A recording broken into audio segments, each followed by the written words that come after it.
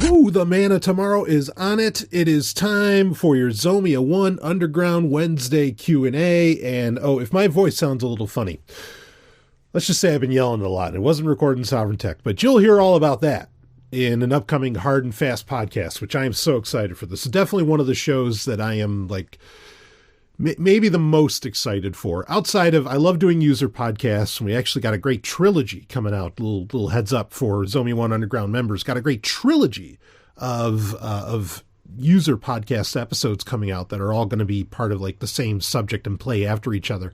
I know a lot of people have been patient with the most recent episodes of that. We'll get that taken care of. But Hard and Fast podcast, I am really fucking excited for this. And even if you're a person, we got great albums of the week for your Wednesday Q&A this week as well.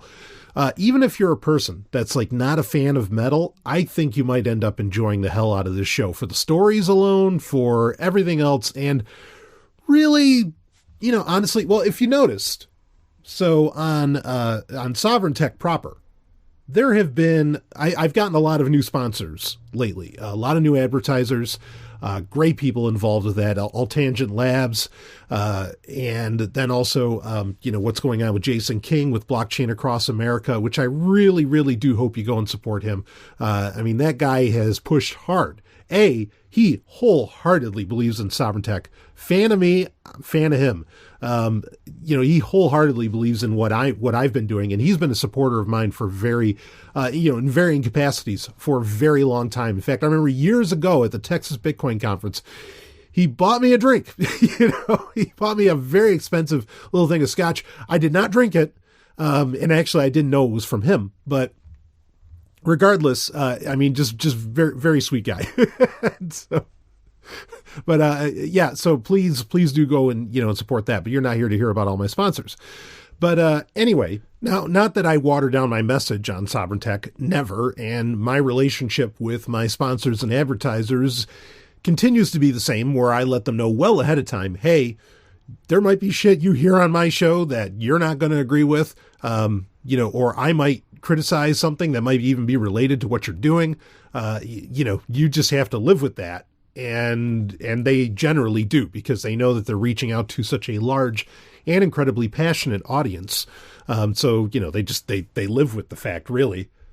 But regardless, with Sovereign Tech proper, experimenting with, now that I have so many shows where I can have so many different aspects, shall we say, of my interests, of who I am, of what I want to get out there, that gives me the opportunity to, in many ways, treat Sovereign Tech one way. And then, on the Hard and Fast podcast, I can just go fucking apeshit. And you thought I was ever nuts on Sovereign Tech. Wait until you get me, you hear me on a metal podcast, because I'm going to be fucking insane. Because this is where insanity is order of the day, right? When it comes to heavy metal. So really excited for that. Another quick announcement is that you're going to notice, I don't know if I'm going to go in the back catalog and rename things, but you're going to notice that Game Talk actually had a great conversation with some of the team at Sovereign Tech, or really now it's Zomia ONE. And we're going to rename Game Talk to the Gaming Grid, which fans of, in fact, actually, I'm wearing a Flynn Lives shirt right now. Just got back from the gym.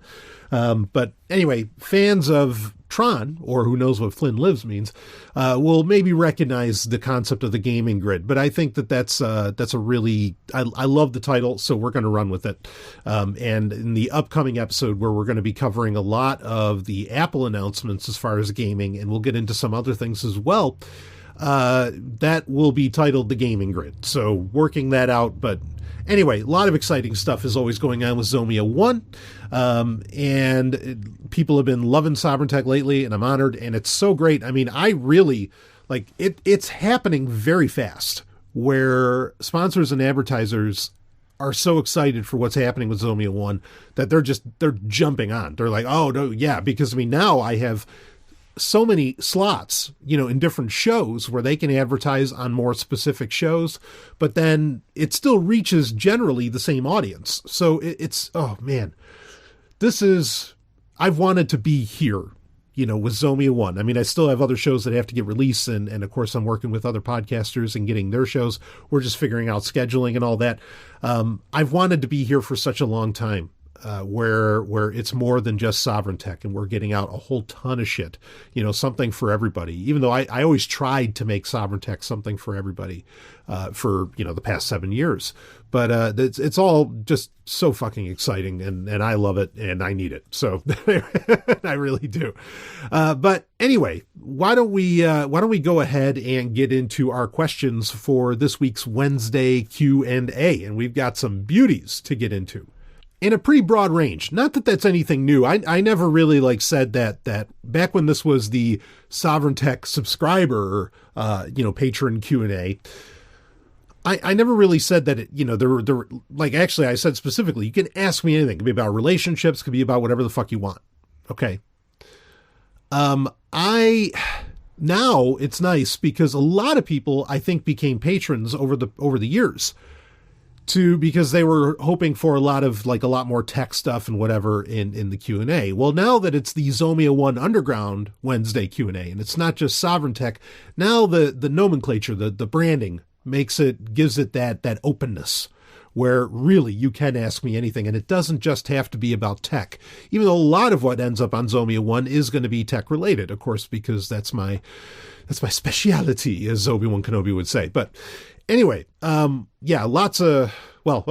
all exciting stuff. Bottom line, let's get into our questions here, and we'll open it up. Actually, we will open it up with a tech question, and it's a great one that can always get revisited because things change in tech in general. Things change very, very often. But anyway, actually, before I get into this, something I want to implore you to do. The most recent episode of Security Now, and in fact, it's titled Android Security. I forget which episode number it is. It's 700 something, which that's so awesome. Kudos to my personal Lord and Savior, Steve Gibson, to Steve Gibson for getting, into the 700s. Of course, I'm well into the 3, and actually, if you count patron content, if you count all the other episodes and everything, I'm probably shy of actually, I know there's a count when you go to ZomiaOne.com. It tells you how much stuff is there. And in fact, I'm going to pull that up quick. I know it's above 700. It's like 740 something, maybe even 750 something now. But regardless, I do implore you, I'll get that exact count once it pops up. I do implore you to listen to the most recent episode of Security Now, where Steve Gibson gives a nice breakdown of Google's 10-year report, because Google is celebrating the 10-year anniversary of Android. And, basically it's his breakdown of the report from Google about the advancements in security for Android. And he was very impressed. And what he laid out, and I actually pulled up the report and started reading it as well. And I was like, wow, holy shit, bravo for what they've done. And, there's a lot of conversations to have around this, but give it a listen, and I think you'll be impressed. And, of course, the question does get asked at the end of the episode of, does Steve Gibson think that, is Android now as secure as iOS? And Steve Gibson says, no, absolutely not. In fact, it can't be. They're not even comparable because, Apple has such a iron fist or, iron grip on iOS that, Android can't do that, considering that Android is trying to be available for any hardware configuration, any device that you toss it at. And that's very true. And that's also true for Windows, which I've always been, as much as I make fun of Windows, as much as I try to tell people hashtag use Linux, whatever. At the same time, I've always given Windows the credit and Microsoft the credit for making an operating system that is just a fucking Swiss Army knife as far as operating systems go. I mean, it handles almost any hardware you throw at it. In fact, no matter how ancient the hardware is generally, I mean, it's not always true, and they have been peeling back on that. But I mean, it's amazing what Windows can run on, or what Windows can run, programs or otherwise. I mean, it's really fucking impressive, and Android is very much in a similar boat. But Google has made tremendous strides in security as to where, as long as, which I have been recommending over the past year on Sovereign Tech especially, as well, like if you're using either Google's Pixel phones, if you're using, Samsung's phones, or if you're using an Android One phone, as long as you're using something in those categories, and I would specifically say one of those three, you're in pretty good shape as far as security. And I mean, if you want to get locked into Apple stuff, well then, buy and I've never said differently. I've always said that out of the box, iOS is far more secure than Android, but Android does offer a lot of very interesting options. In fact, I am testing something out right now. I am actually testing out, I'll get into this. This is all related to or not all related, but this is somewhat related to what we're going to be talking about here in our first tech question.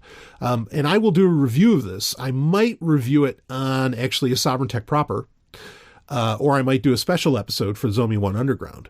But I am using Google Fi. I want to see, okay, let's make the argument. Has Google really advanced the state of, telcos? What is the score with Google Fi? And there are already, I mean, as far as privacy issues, there's an abundance of them. Okay. But I think you'll be interested in what I have to say about it, because this is not something that they've sat on their laurels with. It is something that, as they have improved Android itself, there are very specific features that Google Fi offers, but you have to be running Android 9 to take advantage of those. This is, and since Google Fi has recently been opened up to where other devices can take advantage of it, okay, and not just Google phones or whatever, whatever Google specifically would sell you through the Fi program, because they will sell you phones through that. There's been some interesting things going on with this. And so I wanted to test it out and give a full review out there to see whether or not it's worthwhile.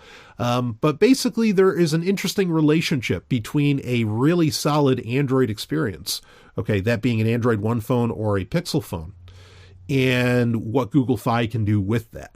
And anyway, that'll all be coming up in a future episode. But yeah, I just looked it up, 749 episodes that I have done over the years. And maybe, I don't know, 10 of those might be a re-release of some kind. But then usually even when I do a re-release, there's like a good 30 minutes, where I will do a new and custom intro. So really almost this one, what you're hearing right now, will be 750 episodes that I've recorded, of podcasts, and that's not even counting, that's not counting Sex and Science Hour. That's not counting a couple other things too.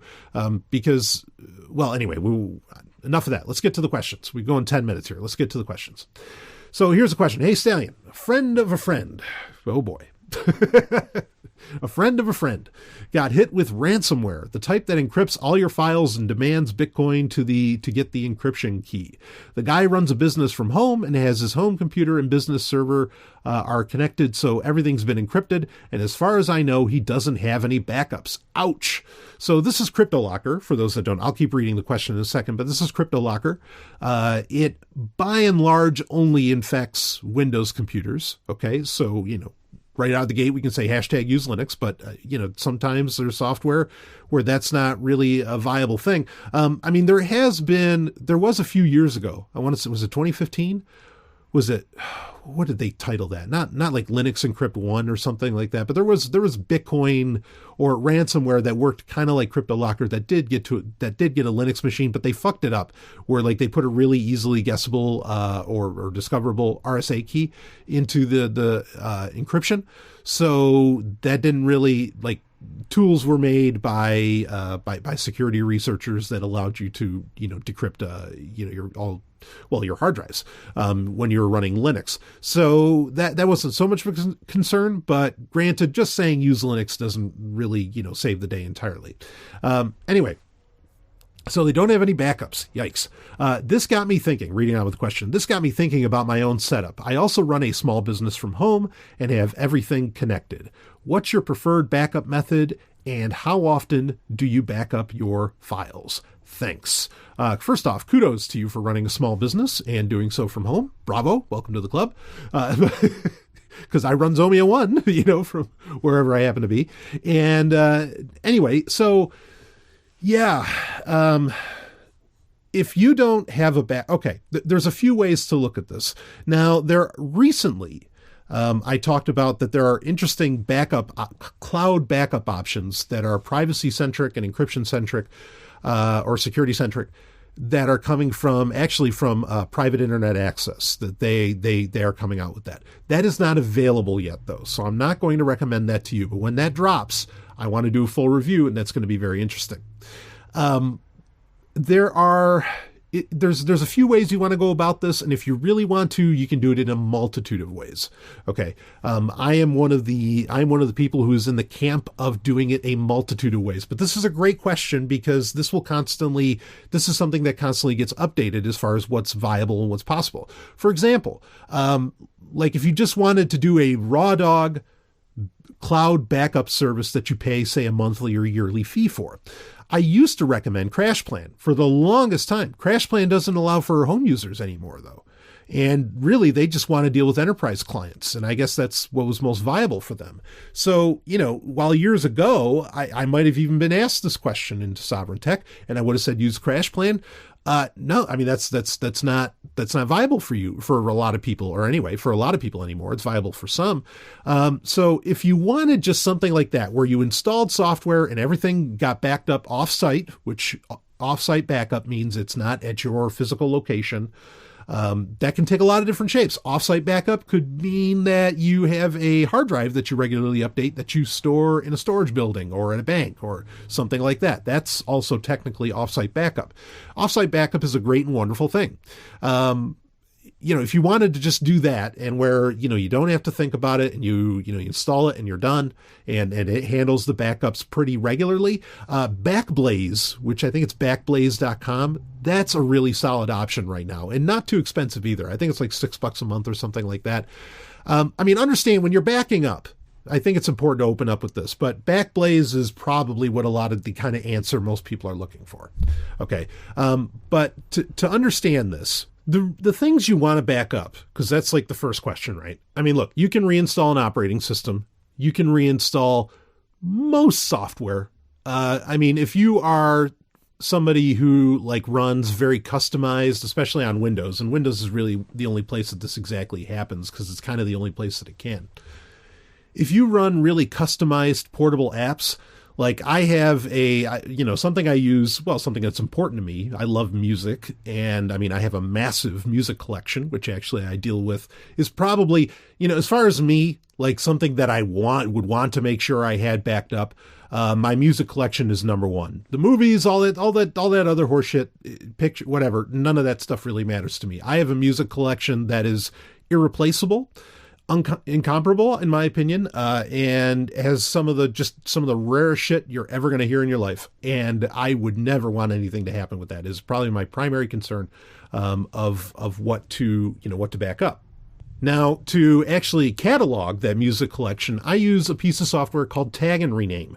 And I use it's an old piece of software. I use a very old version of it that I got some time ago, and it runs in the install process, it allows you to set it up as portable. I've been using the same portable install, okay, of Tag and Rename, and I've just transferred it around with, flash drive, whatever, for over a decade now.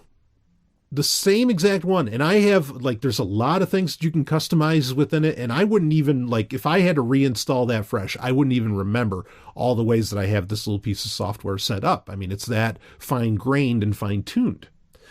So, people, if it's something like that, okay, that's something you probably want to have backed up, but because it's portable, it's easy enough to have it operating on an external drive, or have a copy of it sitting on an external drive anyway, which with Tag and Rename, by the way, I do. I just in case anything ever happened to the install that I have, I can easily just transfer my portable copy. Or that's a great thing about portable apps. Still a very viable thing, especially if you use Windows. Anyway, but by and large, just about any software that you use, you can just reinstall. That's if CryptoLocker or something like that, or your hard drive dies or something, that, it's very easy to install a fresh OS on a fresh machine and install your apps and software on a fresh machine. So backing up that sort of stuff doesn't really matter. Obviously, what matters is documents, photos, maybe music, movies, whatever. Okay. That's maybe even game save files, I suppose. And if you use something like Backblaze, like I mentioned, that handles all of that. and does it automatically, and you can set the frequency for it as much as you want, or as often as you want. You can have it set for like every day. In fact, I think you can even set it for multiple times a day, if you want to be that serious about it. Okay, but that's what we're trying to save here. Now, because of that, you don't actually need something like Backblaze. Okay. In fact, I would argue, okay, I'm going to toss out a few different possibilities, a few different options for you. If you are somebody actually using a Windows machine, especially a Windows 10 machine, I would argue that, if you're running a small business, it's probably a fair bet that you're spending $10 a month or whatever the yearly cost is on an Office 365 account. I would have everything back up into OneDrive. If you're already using Windows 10, just have all that shit show up right into OneDrive. And in fact, you can install OneDrive on your smartphone and the backup options on there. It's actually one of the better options for managing backup of photos, along with other things. OneDrive is, despite OneDrive Gate and the bullshit that happened around that a couple years ago, and you know how I feel about that, but OneDrive works really, really fucking well. Okay, especially with the placeholder option that Windows 10 has re-implemented in recent versions, where you don't actually have to even have the file on the actual hard drive unless you really need it, and you double click on it, then it'll just install it quick and put it there. But otherwise, you can manage and look at all of your files. So OneDrive is a really great, in my opinion, if you have an Office 365 account, using OneDrive to back up all your shit is a no-brainer. It's just a no-brainer, and you're already hashing out $10 a month for that.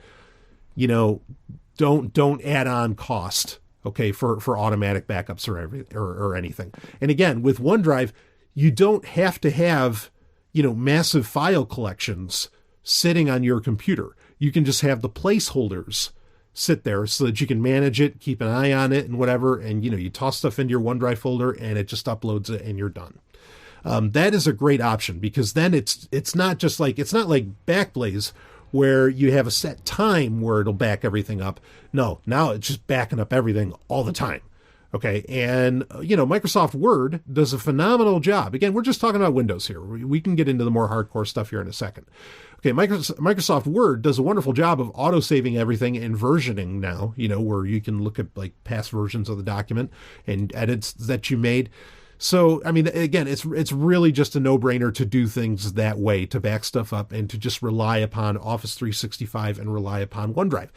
Now, OneDrive tops out because of OneDrive Gate, that horseshit, okay, where it used to offer you unlimited storage. OneDrive tops out at 1 terabyte now, no matter what. You're stuck at 1 terabyte, and that sucks.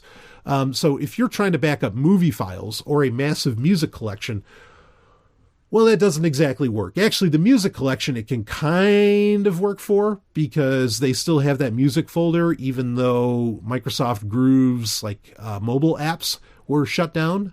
Was that just this December, I think it finally shut down. But there were no limits on how much music you could upload at that point. They said it was 100,000 songs, but I can promise you that, or I can tell you from personal experience, no, you could upload as many songs as you wanted, and it didn't count against the 1 terabyte of storage on OneDrive. So, that's something to consider as far as that goes. Most people don't have a music collection the size that I do. I need multi-terabyte hard drives to handle this. So that's, a very different situation.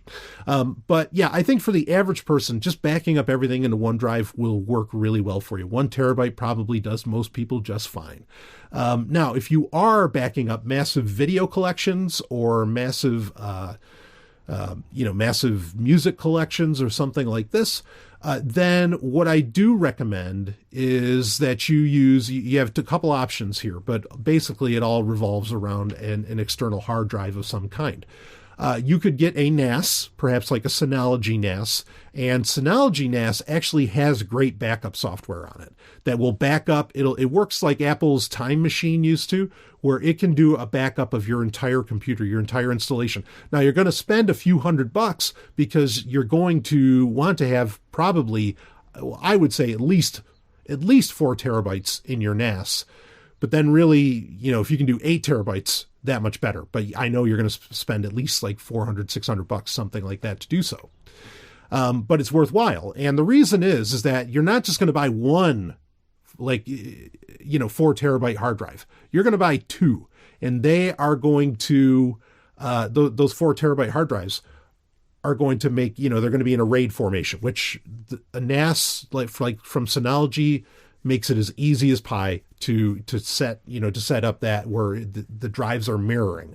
So even if one drive goes bad, okay, one of the drives go bad, you have an exact mirrored copy on the other one. And I would set that to once a week. I think once a week is a pretty safe bet as far as, when you want it to back up. You don't want it to go too crazy. And you can set it up to where it will get rid of, it'll only keep so many copies of your entire operating system and everything. And that's really what it'll do. It'll back up fucking everything. And I mean, it's a very, very slick implementation. So using a NAS is a great option. Okay. And again, because it'll save multiple versions going back, even if for somehow it ended up saving the CryptoLocker save version, that's encrypted and you can't access of your system, you could still go back the previous week and you'd be all right. And again, I think once a week is really fine as far as that goes. That also, when you're talking about that much storage, that also allows you to store, say, your video collection or your music collection, or even do photo backups right to these with Synology, especially because they have mobile apps for all this. You can back it up right there. Another option to go with is to have a portable hard drive. Here's the rub with that portable hard drive, and this is why you probably want to do, maybe more of a NAS, is that if you had the portable hard drive constantly connected, maybe you're using it as a Plex server or something like that, and you were storing stuff on it, so that you could play it via Plex. Because Plex, if you get a Plex Plus, is that what they call it? Plex Subscriber Plus or something? If you get that account, you can actually do automatic camera uploads to your Plex drive or folder, whatever the hell it is. That's an interesting option to go with as well. But the thing is that if you got CryptoLocker, it would encrypt the external hard drives as well. And that's a danger. So now, personally, I will have everything back up to a NAS on a regular basis. Okay. A Synology NAS to be specific. There are a lot of things where I do take advantage, like invoices and a lot of, important documentation and things like this. I will take advantage of OneDrive. Okay. On a Windows machine and go with that. All right. So that, Microsoft's OneDrive. So I can tell you personally that works very well. If you're more of a Google person, you could do the same thing you're doing with OneDrive. You could do it with Google Drive, and you could even, unlike OneDrive from Microsoft, you can actually purchase multi-terabyte plans through Google One, right? It's not even called Google Drive anymore. Now it's Google One or whatever. That's another thing to consider as well, to have that. Of course, some people want to use Dropbox for various reasons. That's another option as well. So I have a hybrid of how this goes. For my important files, pictures, music files, movie files, and all that, I have a NAS as well as an external hard drive that I regularly back up everything to. And part of the reason for using the external hard drive is that the external hard drive I can keep elsewhere. The NAS has to be constantly connected. But I will, with the external hard drive, that one I'll update about once a month instead of every, my NAS will back up every week. But the external hard drive, I'll do that about once a month because, you got to break it out from wherever you're hiding it. And then, you have to plug, it's not a pain in the ass, but you get my point. You have to plug it in, you have to drag everything over, and it takes a little while. So those are my, I basically use 3 things. I don't use Backblaze. I don't use any of those services like that. I let my NAS do most of the work. And then I have an external hard drive as well. And where it makes sense, mission critical kind of stuff, I will use Microsoft's OneDrive. But again, Google Drive or Dropbox, any of those are really gonna do the same thing for you. Okay, so those are my recommendations on that. You could do the same thing if you set up FreeNAS. There's a possibility of doing it with Plex.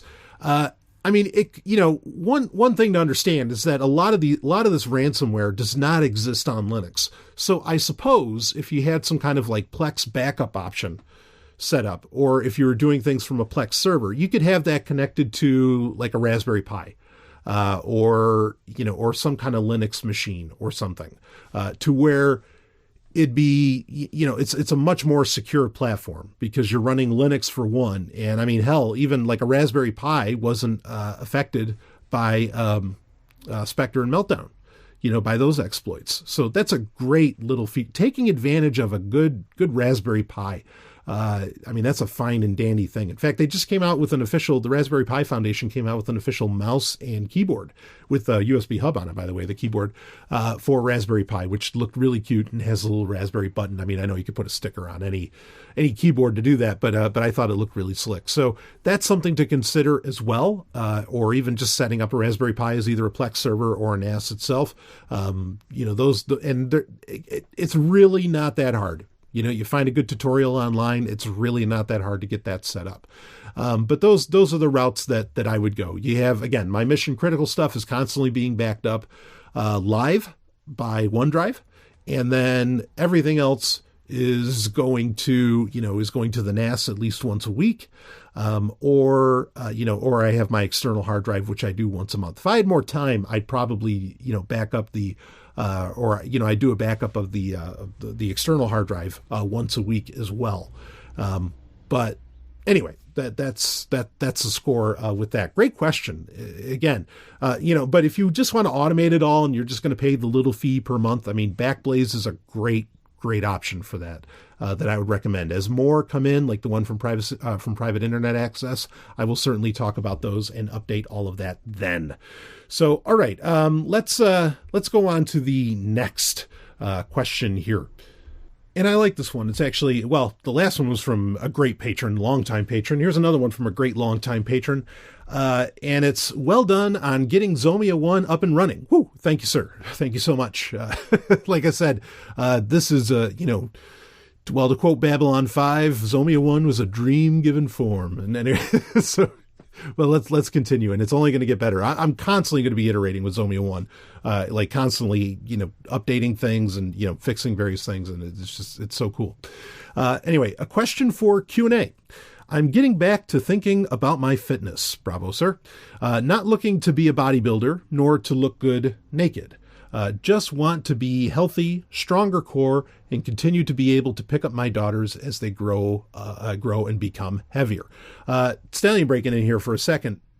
You know this probably because you've listened to my fitness specials or at other points when I've talked about it, but you really hit the first thing when you're thinking about fitness, the first thing you need to think about, the first question you need an answer for, which is, why am I doing this? And your answer that you just gave is completely valid, beautiful, and wonderful.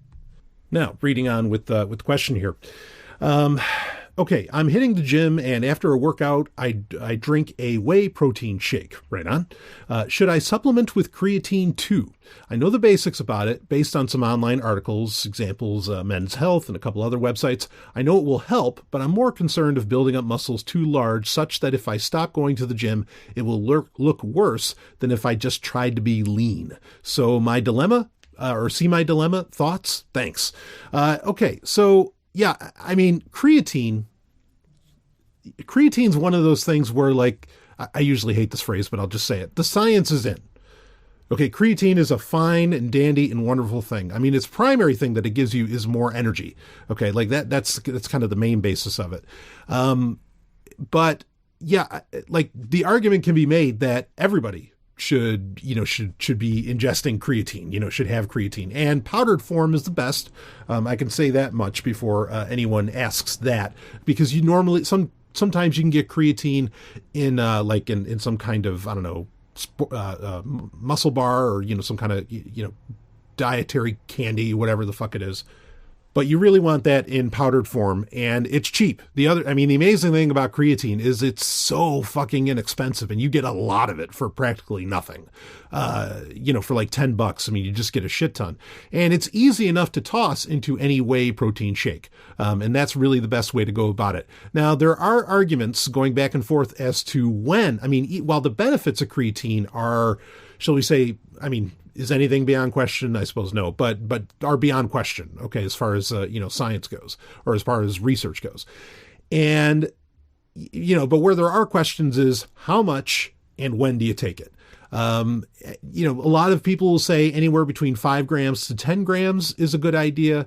And then there's people who say, oh, you should have it an hour before you do your workout, or there's people who say you should have it right after your workout. Myself, as I've described on various fitness specials, I've said that, well, I kind of do a hybrid where in my pre-workout drink, okay, which is a shit ton of caffeine and some other stuff, some of that is actually creatine, and it's like 3 grams of creatine in my pre-workout drink. So I'll have that there. But then in my post-workout shake, I will add in, quite a bit of creatine. So I do it before and after. And that's kind of my solution for, okay, how do you answer that question? That's what I do. Now, just having it after, I think is a totally valid and wonderful thing.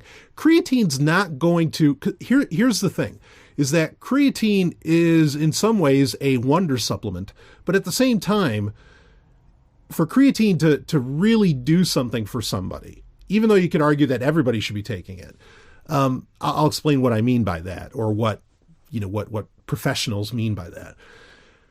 At the same time, you can't just take creatine and suddenly you're going to become ripped. Like, it's something where you have to put work in for your body to really take advantage of what creatine can do. Here's the thing, is that creatine is helpful for any type of body that you're going for, as long as you're going for something.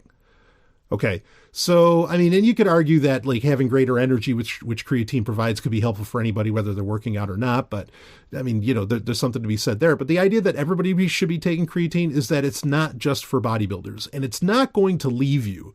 When you get, so creatine can build up water weight, like 2-3 pounds of water weight that can stick on you regularly. Okay. But when you stop taking creatine, basically the only effect is less energy, and you're going to lose that water weight that creatine brings on. All right. So there's no real negatives, as my understanding of it. Okay. Is that there's no real negatives to taking creatine. There are some supplements you take, steroids or something, if you wanted to do that, where, yeah, if you stop taking it, then, your body's going to start flopping, and you're really, really going to notice. You want to be careful with some of those things. Even some more benign supplements could effectively, you could run into some degree of trouble. Like if you were taking a lot of Tribulus, say at some point, and you got off of taking Tribulus, which is like a testosterone booster. It's not, it's, natural and totally legal. But regardless, if you did stop doing that, you might run into where your body could, might end up looking, not strange, but where things might not be looking exactly the way you want, and you're not going to end up with deformities. You're not going to have a frog coming out of your head or something like that. But it's just, your body will recognize it, and there may be some degree of negative after effects. This is the nature of a lot of supplements. And that's why you really, in my opinion, you want to keep your supplements pretty slim as far as what you take. But creatine is one of those ones where, in my opinion, it's just a straight up no-brainer to add it into your, protein shake. And again, I would say stick with around 5 grams, and you're going to notice the water weight. And again, once you stop taking it regularly, you will notice that water weight also go away. But yeah, again, no real side effects. And most people argue that in any kind of healthy lifestyle that you're trying to lead, as long as you do some kind of activity, that creatine is a great and wonderful thing. And as far as when to take it, again, the most important thing is maybe just the regularity of taking it, to be able to take advantage of what it offers. But it's not going to, it doesn't really have any long lasting of any kind, after effects if you did stop taking it forever. So very, very, I think it's totally safe. It's just like protein, it's one of those supplements where, yeah, no, everybody can jump on that one. So a great question to ask. I think, again, if you're doing any kind of activity, creatine can really, really bring on the advantages. And I recommend, doing so. And it's not something that specifically is going to be what's giving you, the really large muscles. And then when you stop, maybe you're going to have, I don't know, hanging skin or, whatever maybe you're worried about as far as that goes, or the droopiness.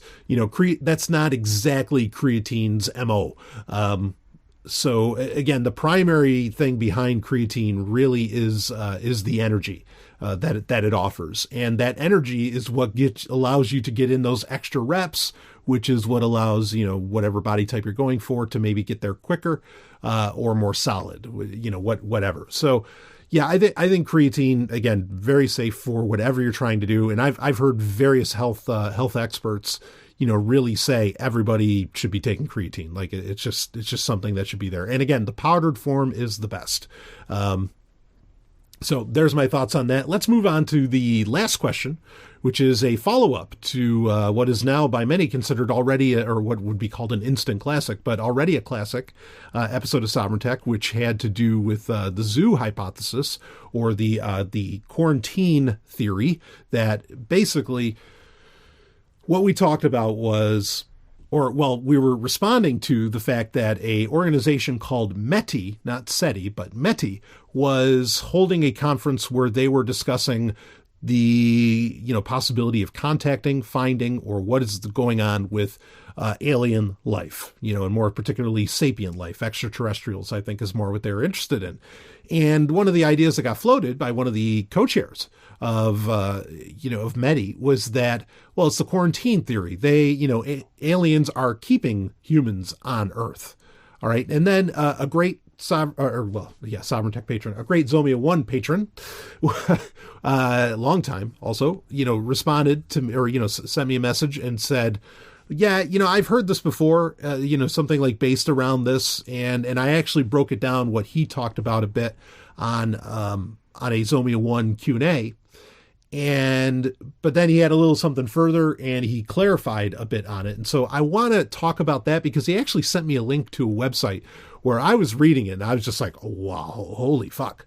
But basically he was saying there's like a spiritual argument for the quarantine theory, the idea that aliens perhaps out there don't want humans, leaving the earth in any way, shape, or form. And that is exactly, and this is a website that's about 15 years old. In fact, actually probably a lot older. I think this guy espoused, not the guy, the patron, but the person who wrote this website started espousing these ideas in like 1999. So we're going that far back as far as, at least with this version of the theory. Not that that's exactly what the patron had believed at a time. So anyway, you can go back to a couple Q&As ago, and if you want to hear me respond to that, because I also talked about how Adventists kind of buy into that idea, or a lot of Christians buy into that idea that, yeah, there's alien life out there, but they don't want to mess with Earth because the concept of sin is so deplorable to them. They don't even want to see it. So they would, effectively, they would never come here. So let me read what this patron had to respond with after I did that, after I responded to his initial message on that Zomia ONE Wednesday Q&A. So, I'll read it here. Listening to the show now, I'll find a good link that might describe the spiritual perspective I referenced.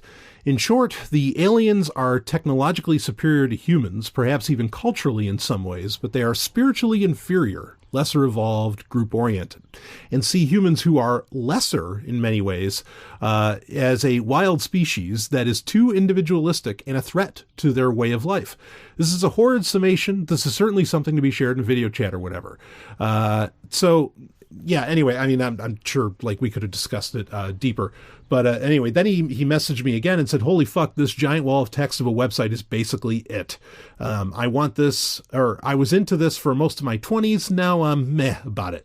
So, okay, the link will be in the show notes where everybody can check this out. But I have it pulled up here. But yeah, basically, I mean, this is very much like almost the day the earth stood still situation, right? Where, like, okay, humans, you're too dangerous. We're not going to, let you go up and out.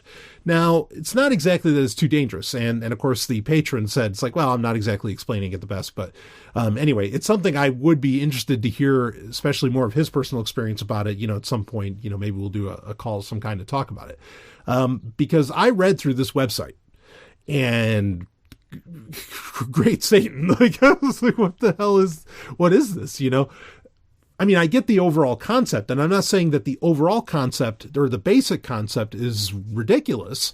I mean, I have arguments with the aliens if they are engaging in the quarantine theory, but, I'm not saying that's kind of ridiculous. But what this person wrote up, I was like, wow, not the patron, again, this author, on this website.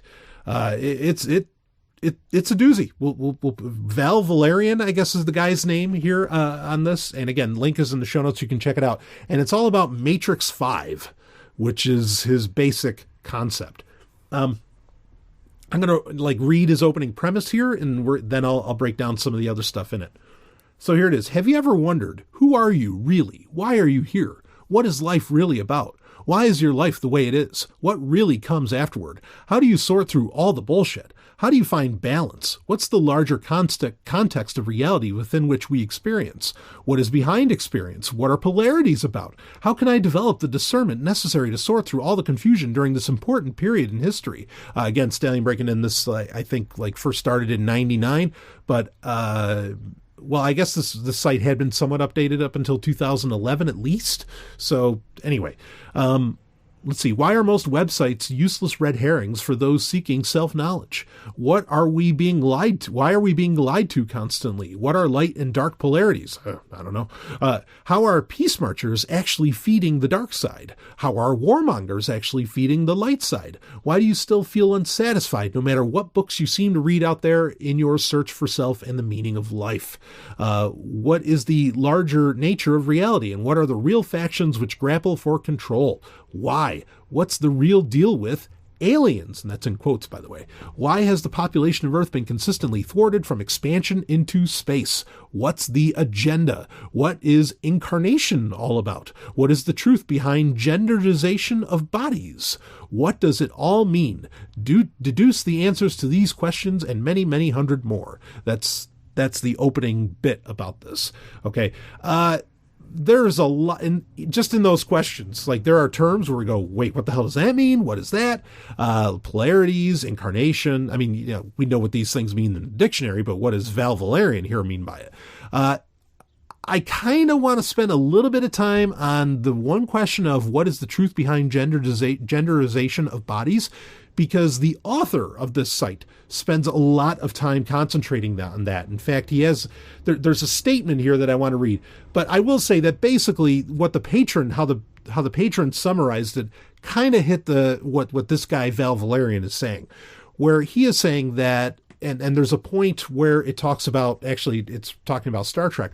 There's a point in it where he's writing and saying that humans are basically more spiritually advanced than aliens, even though the aliens may be technologically advanced, and the aliens are just terrified of how spiritually advanced these humans are, and so on. So it wasn't a horrid summation that was given. Kudos to the patron for explaining it, kind of briefly. But that's the idea, is that we are actually literally being held down because we have advanced in some ways so quickly that it terrifies these aliens. In fact, it kind of reminds me, there was a book series in the 90s that was very popular, a fiction book series. Was it Animorphs, I think it was called, which turned into a horrible TV show on Nickelodeon at some point. But Animorphs kind of had this similar idea where, there was this evil empire that was going to destroy the Earth and everything, and the Animorphs had to save the day, some kind of interstellar empire. And what they were afraid of with humans, and I thought this was very interesting, they said basically in their empire, the aliens, the way they lived, they went from, flight to, as in Wright Brothers style flight, to space flight inside of 50 years. Well, for them, it took them thousands of years, but we did it as humans in 50, right? And so that terrified them. They're like, oh, no, you're too dangerous. You're too powerful.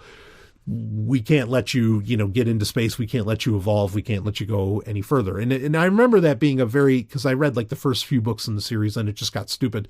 And the TV show was absolutely terrible.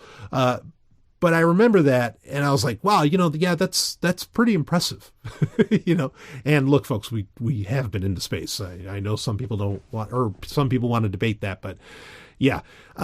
Anyway, there is a warning here on this site, this website, but I hopefully I explained basically what's going on. And this guy, like, it's funny.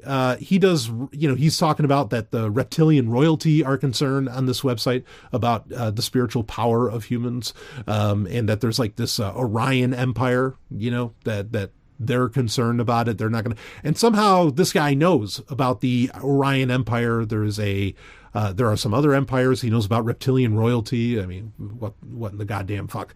I guess like maybe I think in some of this writing it talks about how they might have some degree of bases on Earth. And whew, boy. Anyway, here's a key that I want to touch on here, and I'll explain more in a second.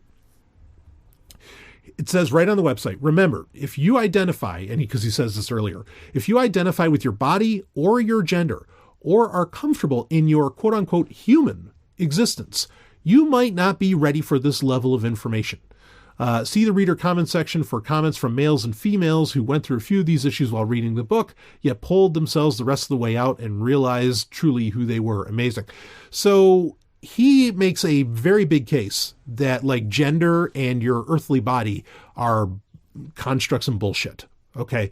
Now, I have done whole episodes about the questions of gender and all of this. And look, the gender binary is bullshit. Like, I don't disagree with that. But like his notion that, well, if you identify with being a male or female, or if you enjoy being human and all this, that somehow, oh, you're a plebe, you're like, down low. So generally, I don't like to attack the messenger. Okay. Or, and I don't mean the patron. I mean the guy that wrote this. I don't like to psychologize the author, shall we say. Generally, I don't engage in that because that's not really like retorting against what the person says. But this guy, in all this writing, and just on this website alone, just on this webpage, lays out a ton of shit. Okay, I mean, like really lays out, and he's talking about your higher self and all this, and he lays out it's almost like the Urantia book, though not as well done. But he lays out this entire history, and I'm sure in his book, in his Matrix 5 book, he probably gives you the history of the universe and all this and how everything operates and how you're really, and he talks about like astral travel, meaning that like you can leave your body, have an out of body experience, and you can travel anywhere in the universe, and that the aliens aren't going to be able to do anything about that kind of travel eventually in the future.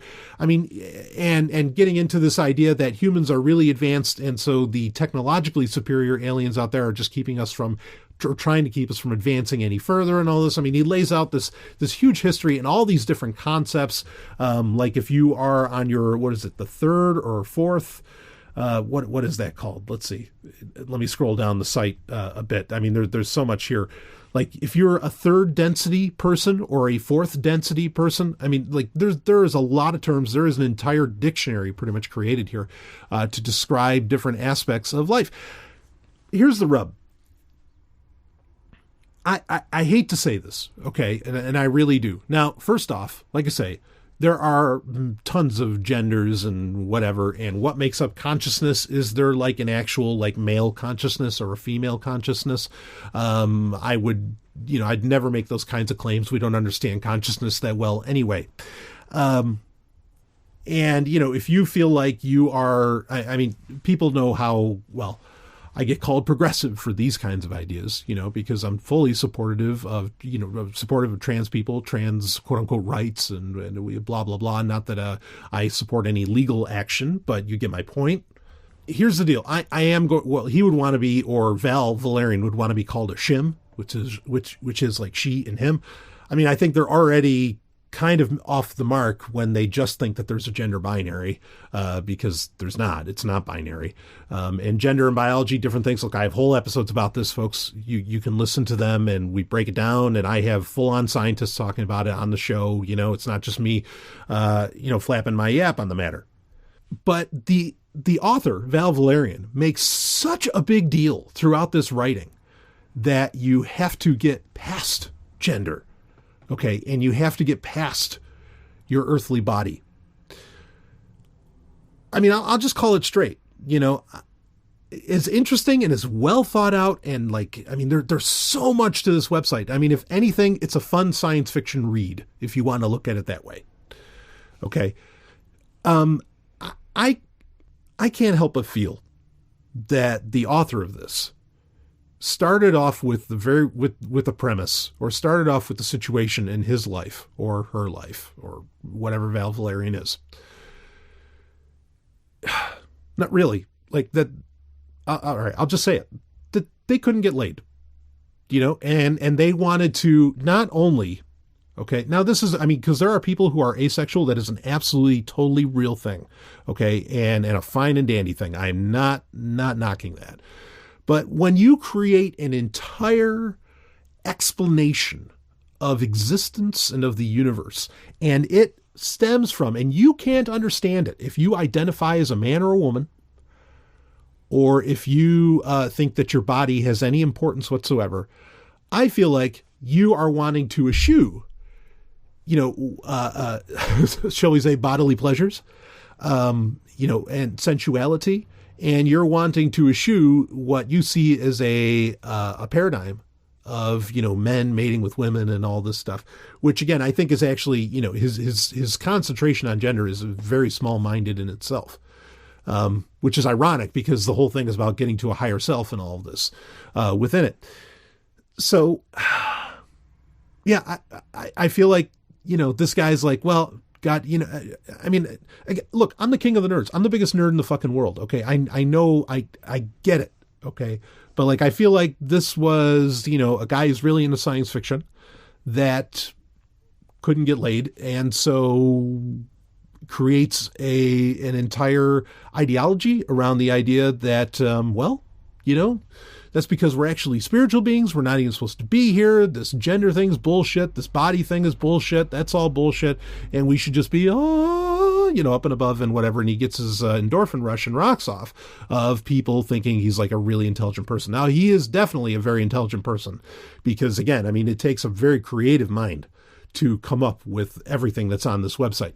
But I can't help but feel that's really what this is stemming from, because I think that happens a lot. Okay. Where you get a lot of these ideas. I don't really mean to insult the person. I feel for the person on that. Okay. But that's just what it smacks of, because he keeps hammering this idea that if you think gender is a thing, if you think the human body matters at all, then you are missing the point. Now, is that any different than a lot of other religions? Sure, there's plenty of religions that eschew all that as well. But I ask myself, where does that come from? Where do people get into that? And I think a lot of times it comes from that for whatever reasons. And look, there might be biological reasons. There might be, there might be like a medical condition. There could be all kinds of things. It doesn't just have to be that this person is, come up with some conventional bullshit that they're ugly and they can't get laid. That doesn't have to be true at all. But, and ugly is such a nebulous thing anyway. But regardless, I feel like, there's something there and they can't get the pleasures of the flesh.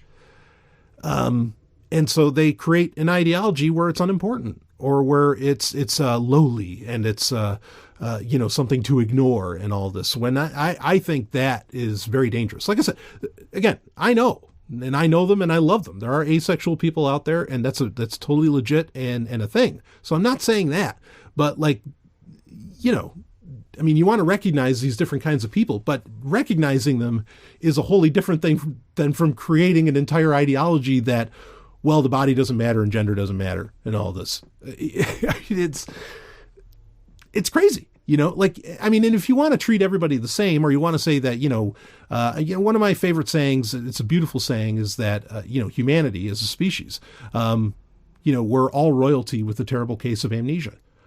I think that's a beautiful concept to consider, despite, I mean, fuck monarchies, but what that's saying. And I think that that's a beautiful thing. So, and basically, but that means that, we should all be treated as, the same. And basically, as if you want to go that far as to use those terms, holy and, royal creatures, okay, we should be treated very well and with respect, regardless of gender and, what's the deal with our bodies and all that other stuff. True. But, treating people like that does not mean you have to completely wipe out the multitudes, hundreds, if not millions of different types of genders or your biology. You don't have to trash those things. Okay, to get to the point where we respect each other, in the way that every human being should be respected. But anyway, I mean, to comment more on, I guess, basically what this person lays out, and he basically says, like I said, he does talk about Star Trek, and he says, like, we're never going to have Star Trek because, the Orion Empire, the Orion Syndicate's a thing in Star Trek, but anyway, the Orion Empire or the Reptilian royalty, or which, oh boy, I've had to deal with that kind of crap for too long in my life. People making those kind of accusations about a certain minority that I might belong to, or not might, but do. Anyway, he basically claims, we're never going to get to that. We're never going to be a spacefaring species. The only way we're ever going to be spacefaring is if we, do so spiritually, and we go through, like, we take astral out-of-body trips to other planets. And apparently some humans already have, and that freaks out the aliens and all that. And wow, I mean, there's a part of me that almost wants to get my hands on this Matrix 5 book just to, like, because, I can appreciate these flights of fancy, like the Urantia book. I think the Urantia book is amazing. I mean, it's bullshit, but it's amazing because it's so, like, well thought out, and they really do try and cover all the bases. I mean, I've said the Urantia books is one of two books that if somebody told me was written by an alien and we knew there were aliens, I'd be like, yeah, no, that probably was, because it's that good, so I can appreciate, that sort of thing for what it is, certainly. But I almost want to read this just to, like, okay, what is your evidence? What do you base all this on? But I mean, I think the premises are, there's not enough at the foundation, to even, like, begin to make the leaps that this Val Valerian really goes on. Now, I mean, again, I don't believe in, like, a spiritual nature to humanity. So I have that going against me, I suppose, right out of the gate. And that probably means I can't. And also I enjoy being a man and being in the body that I am in. So I guess I'm just not ready, for what this person has to say. But whew, boy. Anyway, the idea that somehow we're a danger, that we are a dangerous species, and that maybe the reason that the aliens are, let's talk about the abstract idea, is that for some reason, spiritually, whatever the fuck it is, or maybe it's more the Animorph solution, right? Where, wow, these people can figure shit out fast. And that's why aliens don't want us inhabiting, or, going to the stars and all this, is because they're afraid of us. Or they're afraid of how advanced we can become and things like that. My ideas, my thoughts on that. Yeah, I mean, it's interesting, right? Because we have done, as a species, we have done the most amazing things. And we have constantly shown, at least a few of us, that we can be more than what we are. And our biology, effectively, as we're born with, doesn't have to define us. Humans are really capable of that, and that's an incredible thing. And I do believe that that's absolutely rare. I'm totally open to the idea that if there are other sapient, and I think there are some other sapient species out there, I think they're very far away. I don't think they have any say or sway in our lives. But regardless, if there were sapient creatures nearby, aliens nearby or something like that they would not be as evolved, quote unquote, evolved as us, or they would evolve in different ways, or maybe they're technologically superior, but they're not superior in other ways. Whatever superior means is very subjective. Sure. Not out of the realm of possibility in my mind. I could see something like that. And I think there is a larger conversation to be had around the idea of humans evolving into perhaps something more, well, to use a spiritual term, something more godlike. Whatever. And what does that mean? Well, again, that's a whole other conversation, and we're already at the hour mark for this Q&A. I mean, there's something to be said about that. And if you want to ask me about it, maybe I'll talk about it. But regardless of all of that, yeah, I feel like a lot of these ideas come out, again, especially when they have such a strong basis in like ignoring your biology and, you know, and ignoring so many parts of what allowed us to evolve to where we are right now.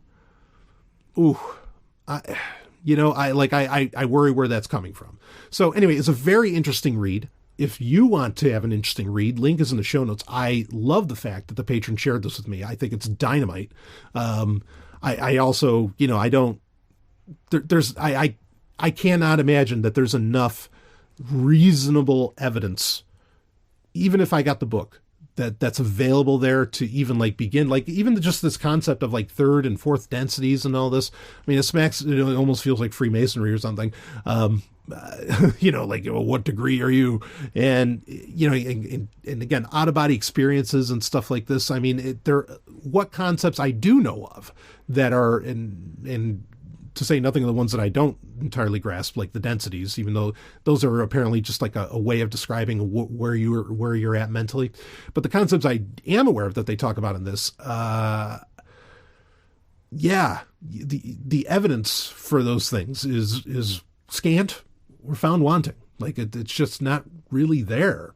So, but that, again, that's me. That's my interpretation of it. This absolutely does fall into the quarantine theory.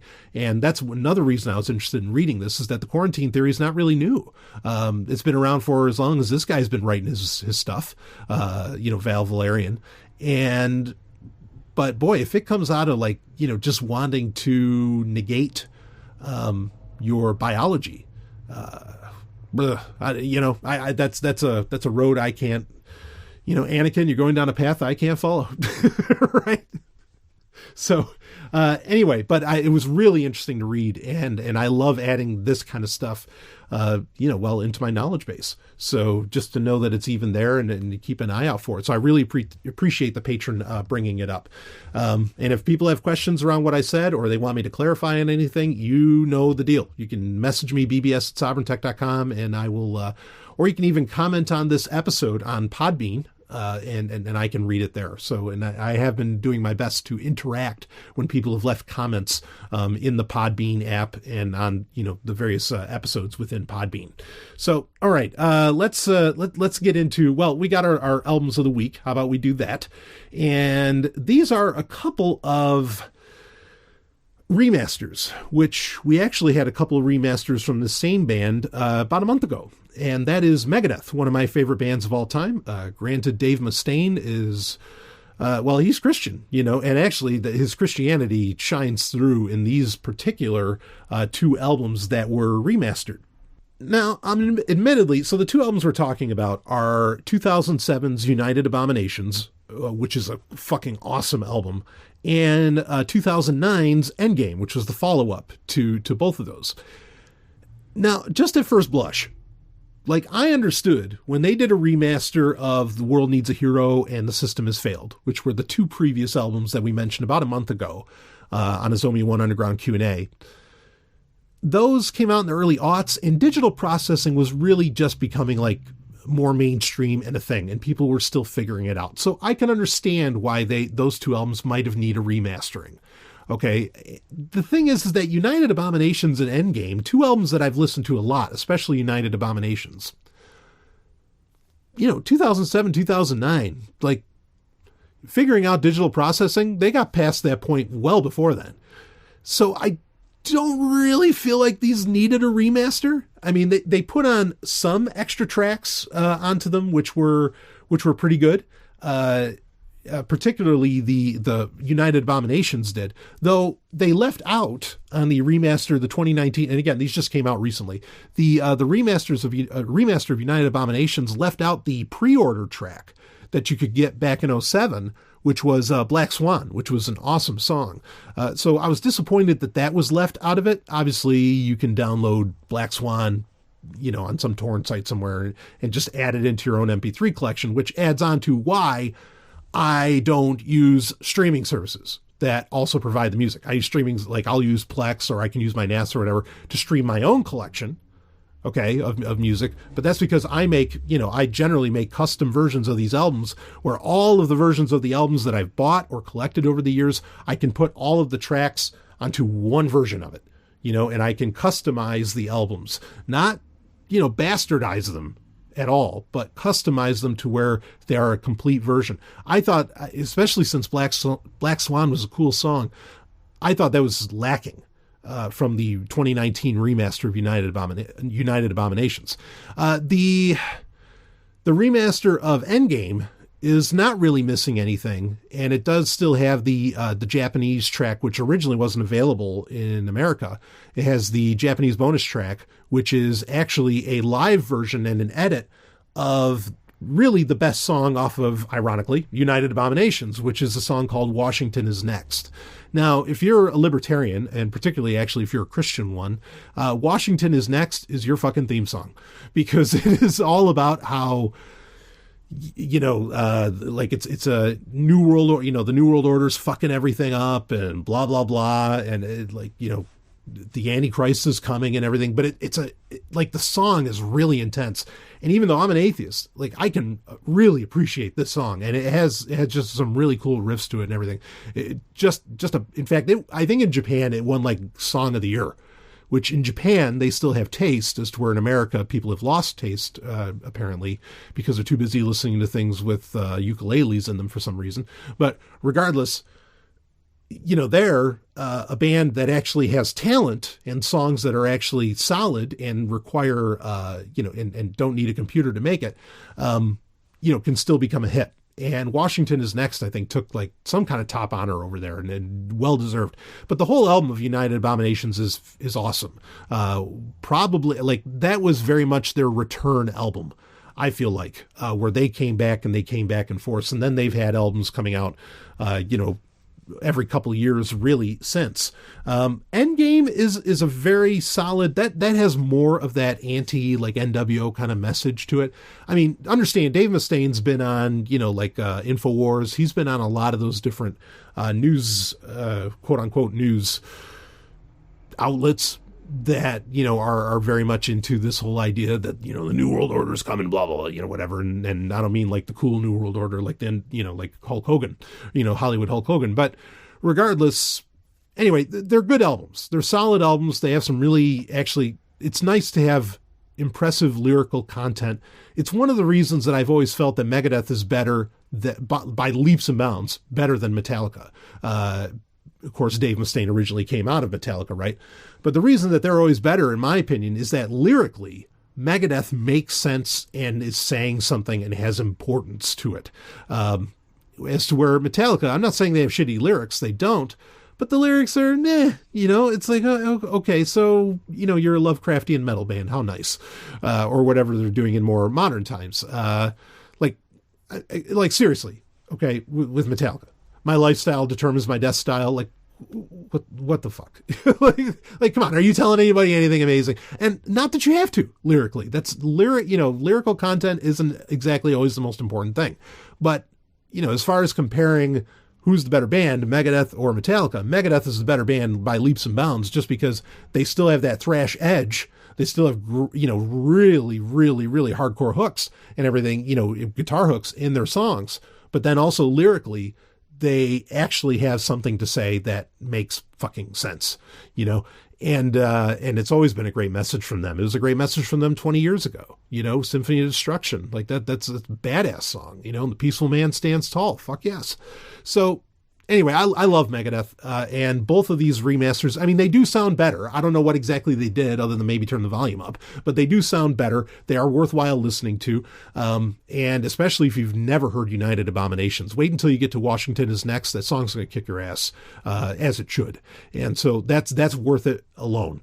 But Anyway, all right, so there you go. Check them out. The 2019 remasters of Megadeth's Endgame and of Megadeth's United Abominations. I don't know if they're going to remaster anything that came after that, because like after that was 2011's it's just called 13, but it came out in 2011, which was another solid album.